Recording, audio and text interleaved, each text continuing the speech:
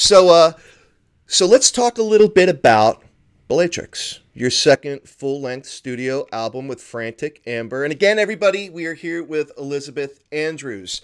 So, going through the songs, and kind of listening to the lyrics, I thought it was very interesting. Like, you've kind of got these female heroine character personalities in these songs, yeah? Yeah, exactly. Each song has its own warrioress. Yeah. Now, did you write these songs? Yes, of course, all of it. So I write the lyrics for it, and the others they write the music, and we recorded it ourselves as well in our own studio, and sent all the files to go to mixing and mastering, of course. And then we had some extra effects and samples, and like some of the things you hear in the atmosphere tracks was also from a guy named Anders Volbeck in English. Okay, okay, all right. So yeah, we got some extra sprinkles in there. He did the intro as well. So, but the songs we wrote ourselves. Okay. Now, what is your inspiration for these, female warriors, I guess, that you are creating these songs around, telling this story? Where did this come from? The overall theme, you mean? Yeah, Or yeah, yeah, yeah. well, in the early stages of when we started writing new material, we were looking at well, we knew we wanted to do a concept album and have an overall theme. Okay. And when we were going back and forth, and we just kind of settled on it, and it was a cool idea because no one's done that before with female warriors. You hear about all these cool heroes and warriors in history class or like on the internet or in popular series or something. But it's often not females in the center. And we started like, well, okay, let's see if there are any, and we kind of just started to look at it, and once I started researching for lyrics, because I had to read a lot, obviously, I did not know anyone off the top of my head when we Okay. started. All right. So reading, and I discovered there are so many, like hundreds, thousands, that have been.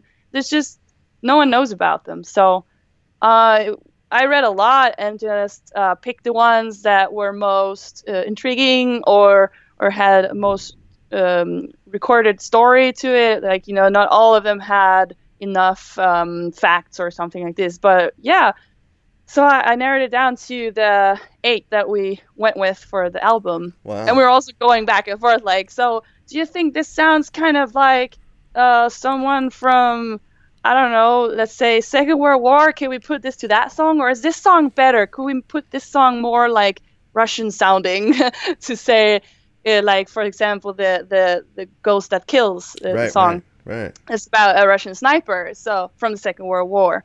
And that was also the furthest up history that we went. So it's the latest. We didn't want to go too far close to our own time because it should be, or wanted to be, history and far back.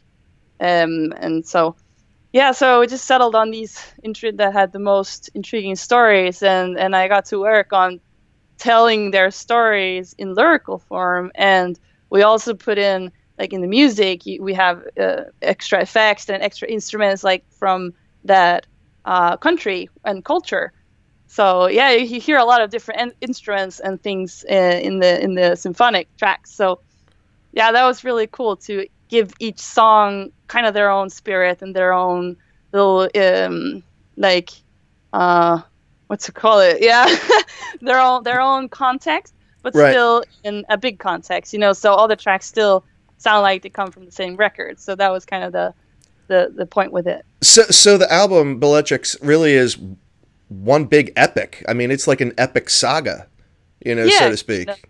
like the songs are each a standalone Right, from right, right, Warriors. It's different times, different like persons, people, different countries, right. and want to kind of also spread it out throughout the world. So we have a samurai, we have a sniper, we have Yeah. a Celtic warrior queen, all the, like a pirate, all these different kinds of warriors. With so putting them all together, and that's like creates the overall theme is what they have in common. Now, see, And you've also, got to put music videos out for these. Because that Oh would yeah, just be too coming. cool. Yeah, definitely. We're working on one now for Lagatha, Okay. um, which is gonna be, I think, by our biggest production so far. So we'll see. It will be sometime next year. We already put out a lyrical video for Yoshitai, which is the samurai one. Right, right, right, right. And we're also planning on doing in February. We're doing like a live recording of Scorched Earth. So we're gonna record while we're playing live and put it to the track. So have different kinds of videos and yeah, keep presenting each song and probably do something telling more about the characters and stuff like that in some episodes. So we'll see. Very cool. Very cool. All right. Well, everybody, again, we are here with Elizabeth Andrews of Frantic Amber, and definitely by far, I think, one of the most intellectual people, let alone, singers that I have ever met. I tell you what, with your background and it's just being a professional dancer and a web application developer and a singer and you sing in different genres, apart from, just the death metal that you do with Frantic Amber. I know that you've got some other, clean vocal type projects, on your own, that you've done. And clearly, you've got a theatrical nature to yourself, as far as acting, which I'm guessing probably came from your dance that you incorporate in your official music videos, and your stage presence. That being said, touring, because obviously you're over there in Scandinavia with the rest of your band. And I know that things can be a little tricky when it comes to like visas and, being able to travel abroad, Yeah. from a touring perspective. And, I've spoken with a number of other bands across the pond where, they'd love to tour in the United States. It's just so logistically uh, tedious, to go through everything. Do you guys have any aspirations or anything already on the schedule where you're planning on touring over in the States? Well, we did have that. Okay. This summer we were supposed to be on a 5-week tour of the US. So we had the whole summer scheduled for that and also said no to other gigs and stuff. But well, and we were planning that well like a year ago. So Right, right, right. all of a sudden the booker stopped answering back. So we just didn't hear anything more. So Okay. uh, Okay. nothing happened. It's just like it's a disappointment, and we didn't know if we're going or not. Is anything happening? Writing. Hello, what's going on? And not getting an answer. So it's just like, oh, okay. I guess it's not happening then. So the summer tour was planned Yeah. and it just It didn't happen. No. And That's lame. we're not sure exactly what happened, but it doesn't matter. Things can go on in other people's lives, and you have no idea. So we just focus on getting over there some other time, which would be amazing. Well, Of yeah, course, we want because to come tour the U.S. Like, you who doesn't? right. Well, I mean, it's not like you have any shortage of material to put on either. I mean, now that you're two full length albums and an EP deep, I mean, you guys have got quite the catalog all ready to pull from. If there were any other bands out there, or I mean, I guess from bands that you have already toured with, and performed with, throughout the world, what are some of your favorites, and who would you like to, if you could hand pick a band, or two that you wanted to tour with, say over in the United States, who would they be? Like American bands or just bands going to the U.S.? Anyone. Anyone? Okay. So, fangirl. I would definitely want to go with Behemoth. That's Yes, right on. Behemoth, Gojira, and Karakangren are like my top three. I already played like multiple shows with Behemoth. We didn't meet or anything. It's just like Okay. played at the same festival. So I saw the dressing room. I was too scared to go in. So Oh, like, cause, stop! Come yeah, cause on. and we played on the same stage as Behemoth that one time at a festival. I was like, oh, I want to kiss the floor. Just kidding. Look at you. but Going but all it was fangirl. Come on, man. They should be kissing the floor. They should be no. kissing the floor that you walk on.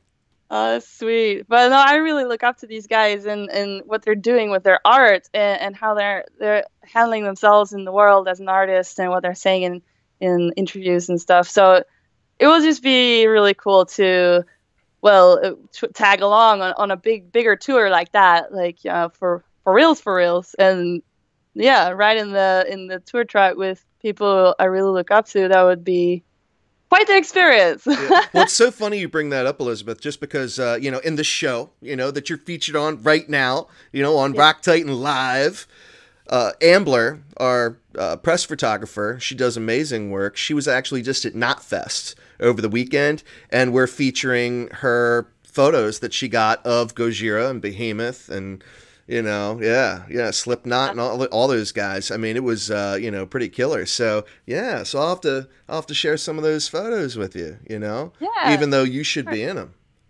Yeah, that would be great. I'll just photobomb them. I'll Photoshop myself. That's kidding. Oh But man, yeah, well, I would really like to, yeah, be a part of that we're gonna have to someday. make that happen. I think we got to make Yeah. that happen. You know, we're gonna Oh, have to yeah. lobby. We're gonna have to just start this campaign to get Frantic Amber on tour with Gojira and Behemoth. I think that would kick ass. Yes. Oh my God, I'm so excited just thinking about You it. know, so everybody, I mean, again, we're here with Elizabeth Andrews, and make sure you go out to YouTube and check out Frantic Amber and go buy their latest album, Bellatrix. And you guys can decide for yourselves whether or not you really feel that these guys should be on tour with the likes of Behemoth, Gojira, Slipknot, Opeth, maybe, you know, and, you know, I mean, Sure, put them all in there. how killer would that be, you know? That'd be cool. Yeah. Okay. So what's next? What's next? What do you do from here? Your album has been out for just a little over a week now. Are we looking to support this thing sooner than Yeah. later? Yeah, as soon as possible. So we're also planning a release fest, of course, to have a little party, probably in Stockholm, and also we're booking shows, booking for next year. Also looking for a booker, like more of an official thing, because we're booking everything ourselves. We're the South band. We don't have a label. We don't have anything. We have some distribution license agreement with GMR Music Group, Okay. and that's how our records get out. And well, we sell them, of course, ourselves also. So the rest we just kind of have to grind ourselves, and it would be great to find maybe at least a booker that could get us into bigger shows, because Right. it's a big of a challenge to get the foot in the door when you don't know the right people. Mm-hmm. But anyway, so we're planning on, well, doing it ourselves as we usually do, to book as many shows as we can and get back on the road. We really want to go tour. That's what we love the most, is being on stage. Next week we're going to Czech Republic to play a festival. Oh, cool. Yeah, so we're just gonna book as much as we can, and yeah, get back out there. Very nice. Very nice. Well, Elizabeth, thank you for joining us on Rock Titan Live. It has been a blast. Thank you, and thank you for having me. I had very much fun. Thank Yeah, you. yeah. Sorry for the technical difficulties, but No problem. you know, we pull it off. We're techie people. Yeah, We're yeah. techie people. So again, we're here with Elizabeth Andrews, Frantic Amber. Go check them out. Rock Titan Live. We're out. Bye.